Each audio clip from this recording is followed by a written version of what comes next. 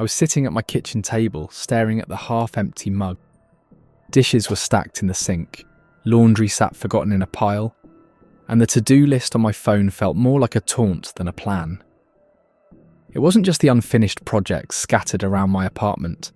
It was the realization that I was caught in an endless loop of small, skipped steps, chores left undone, calls avoided, moments of self-care postponed, that kept people from becoming the person they want to be. If you've ever felt this way, you're not alone. Many people feel caught in the gap between who they are and who they want to become.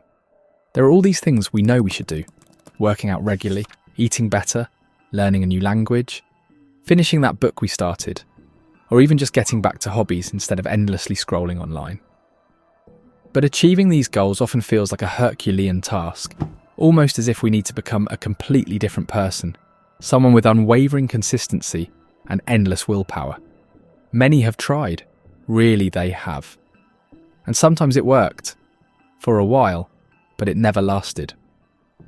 The slip back into old habits was inevitable, each failure leaving them more frustrated, more convinced that maybe they just didn't want it enough. But here's what changes everything.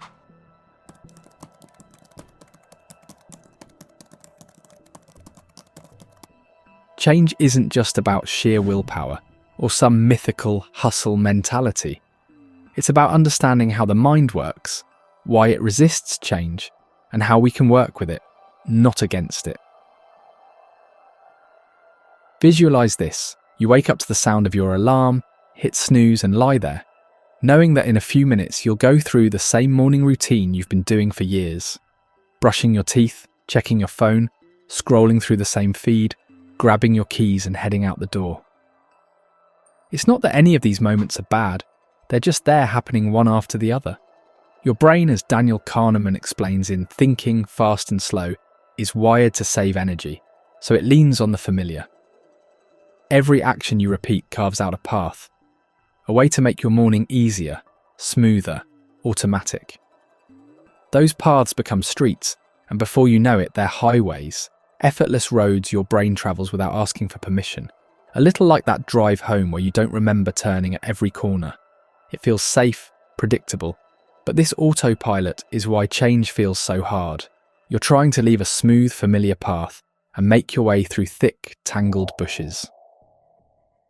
This is the power of what Charles Duhigg calls the habit loop, in The Power of Habit.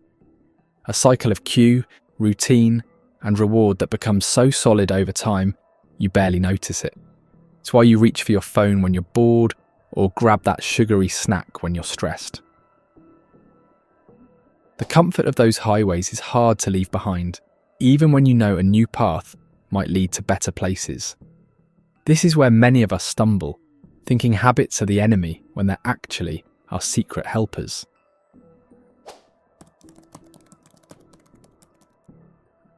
Imagine there are two parts of the mind, a planner and a toddler. The planner is like the sensible adult in your head. It makes big plans, sets goals, and thinks about what's best for the future. The toddler, on the other hand, is impulsive and only cares about what feels good right now.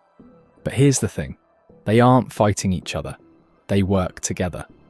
The planner dreams big and sets the path, while the toddler takes over and repeats actions so often that they become automatic.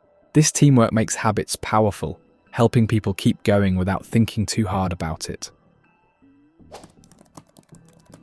Here's where most people hit a wall. They try to make big, sweeping changes overnight. But the real shift happens when they take a different approach, like James Clear's idea of atomic habits, small steps that actually stick. Instead of saying they'll run 5 miles every day, they start with something small, almost laughable, doing 10 squats each morning. Why? Because the brain needs to be convinced it's not a big deal. Start small, create a trigger that the toddler brain can latch onto, like putting on workout gear at the same time and place each day. This trigger is the cue that eventually kicks off an automatic response, turning a routine into a habit. Repetition is key, but not in the way people might think. It's not about pushing themselves relentlessly. It's about doing the small thing consistently. As Donald Hebb said, neurons that fire together wire together. The more these neural pathways are activated, the smoother and stronger they become, and that trail turns into a highway. But let's be real, sticking to new habits is tough when they don't offer the same dopamine hit as scrolling through social media. This is where neuroplasticity and the understanding of reward come in. To make a habit stick, try to make it enjoyable. Maybe it's listening to a favourite podcast only when doing that small workout. It's not just about the act itself, it's about pairing it with something the brain associates with pleasure.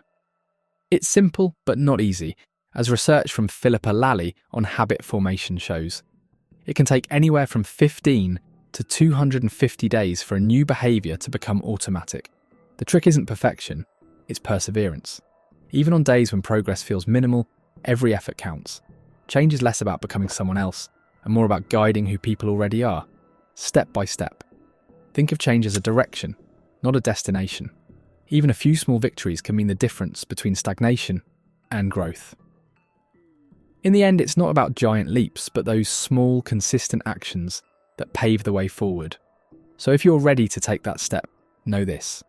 No willpower, no problem. With the right understanding and approach, even the smallest effort can set you on a path to lasting change. Thank you for listening. If you found this story enlightening and want to help spread awareness, please subscribe, like this video, and share it with others who may need to hear it. Your support is vital. It helps keep this channel alive, empowering us to continue creating content that educates, informs, and inspires change. Thank you for being here.